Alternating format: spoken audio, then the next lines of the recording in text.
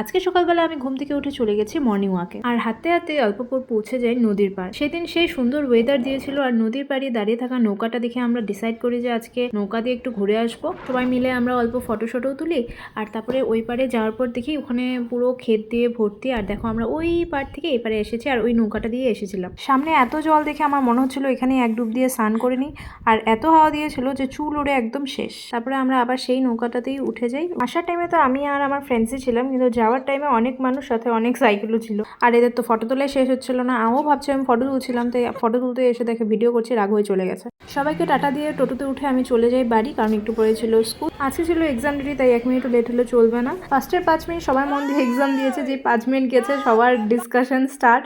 আর তারপরে আমিও একদম ধুয়ে দিয়েছি। স্কুল শেষ হওয়ার পর আমি আর আমার ফ্রেন্ড মিলে চলে যাই একটা স্টুডেন্টের বাড়ি, সাথে অল্প মিষ্টিও নিয়ে যাই। আমরা গিয়েছিলাম একটা কলেজেরই কাজে। সব শেষে আমরা বাড়ি চলে আসি। Bye bye.